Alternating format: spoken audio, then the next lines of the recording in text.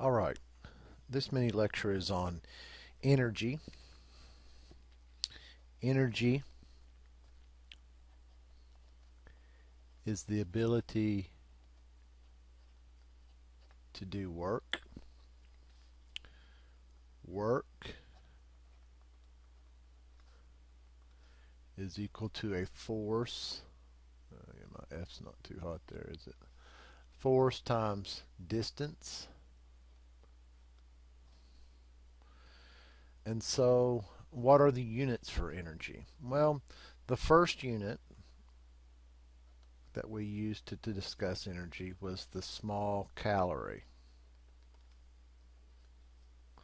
And I mean small calorie because this is a lowercase c. That's what you need to look at.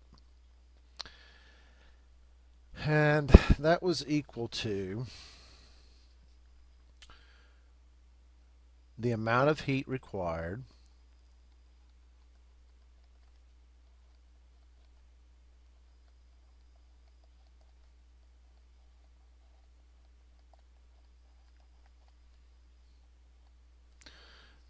to raise 1 gram of water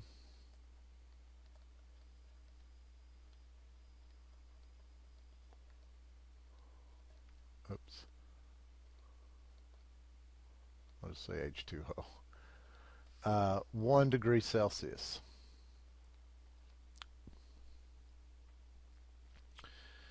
Now, that's not much energy. You can stick your finger in a glass of water and twirl it around, and you can generate multiple calories of energy. Remember, too, the definition of heat, that's another definition you need to know. What heat is if you have two bodies that come in contact with one another, and let's say the body of the on the left here is of higher temperature than the body on the right, heat will always flow from the higher temperature to the lower temperature until both temperatures are exactly the same.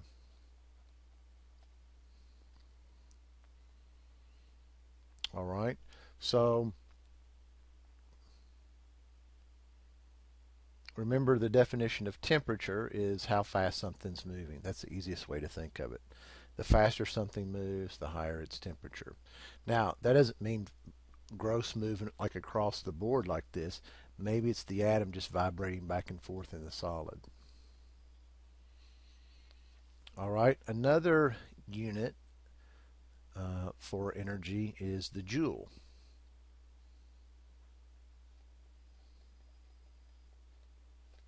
This is the unit that we use for energy in the metric system. And the symbol for that is a capital J. And the relationship between a calorie and a joule is this. 1 calorie equals 4.184 joules. Now, because a calorie isn't much energy, we usually use a calorie called a capital C calorie. And the food items that you eat have capital C calories, or big calories as they're called. And a capital C calorie is actually 1 kilocalorie. All right? And then going back to our conversion factors, this is the whole advantage of the metric system. When I say 1 kilocalorie, I'm actually saying 10 to the third calories, little c calories. And again, remember that's what we learned. Kilo means 10 to the third. All right.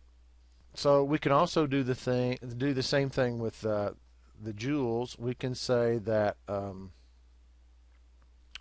1 capital C calorie,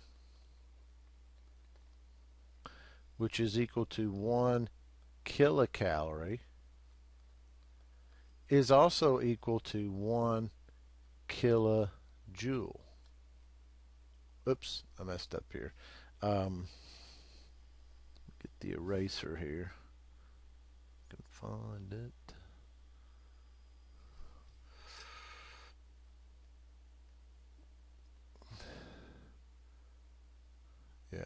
This is not correct. Let me get the pen back. 1 kilocalorie is equal to 4.184 kilojoules. All right, because if 1 calorie is equal to 4.184 joules, then 1 kilocalorie must equal 4.184 kilojoules, because the K's both mean times 10 to the third. So these are the types of energy units that we use.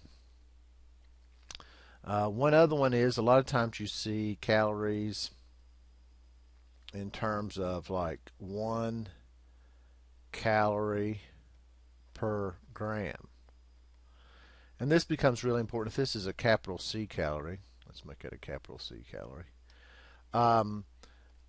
This is the kind of thing we talk about when we're eating food, like a serving size is 32 grams. So let's say that you have something that is 400 calories, capital C calories, per serving.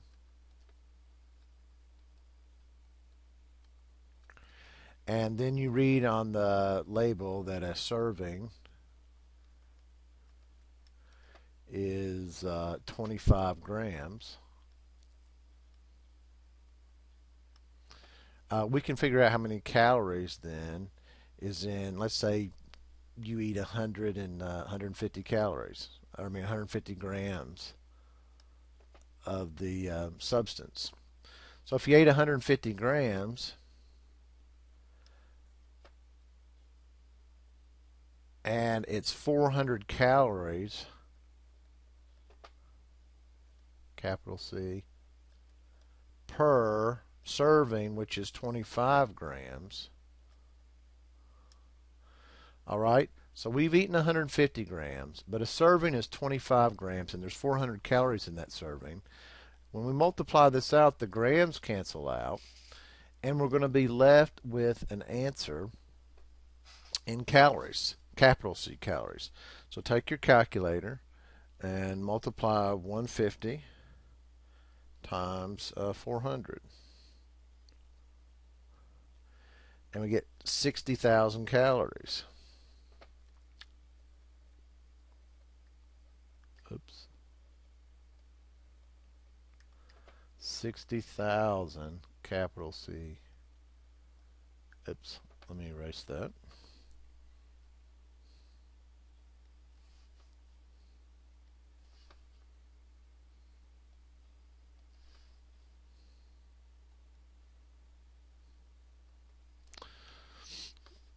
$60,000 capital C calories. Now that's a lot of calories. That's like it's like 30. Let's see. They say a daily diet's supposed to be about 2,000 calories. So we're looking at 30 times the daily diet. So we're eating a month's worth of calories in this one serving. All right. Now, there's different ways this can be written. First of all, let's look at our significant figures. We would have one, since I just said 400 here, and there's no decimal here. You would only have one significant figure. So there it is in one significant figure. You could also say 60,000 capital C calories, and 1 capital C calorie is equal to 1 kilocalorie. So we're going to get the same value here. It's going to be 60,000. But instead of capital C calorie, we could say kilocalorie. I think things are starting to move that way, because it is hard to tell sometimes whether you're talking about a lower C calorie or a capital calorie, which they call a big calorie. So this cuts a little bit of the ambiguity when you say kilocalorie. All right, so what else can we do with this? Well, we could convert this into kilojoules, and I'll put that up here. So you got 60,000 kilocalories.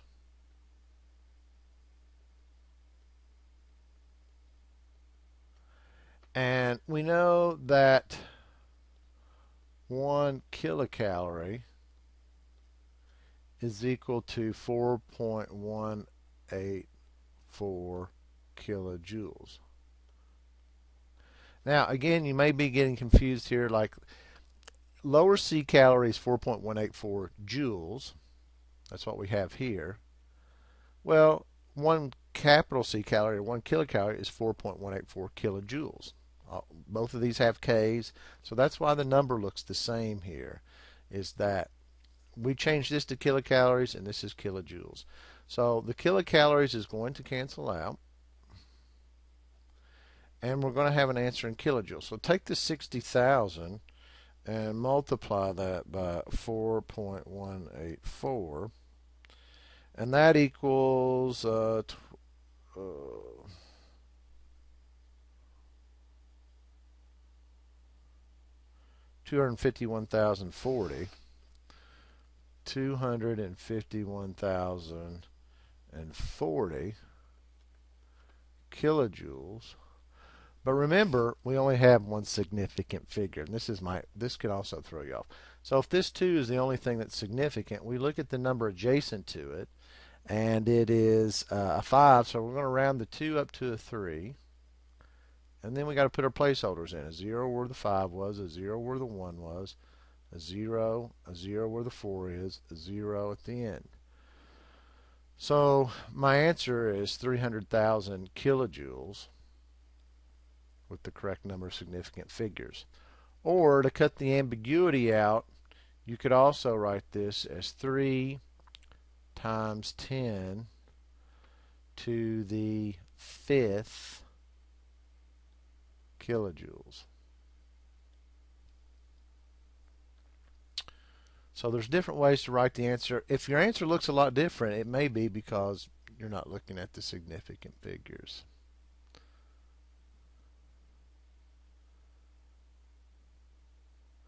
Okay, I hope this helps, and if you need further mini lectures, just let me know, and I'll be glad to try to make one.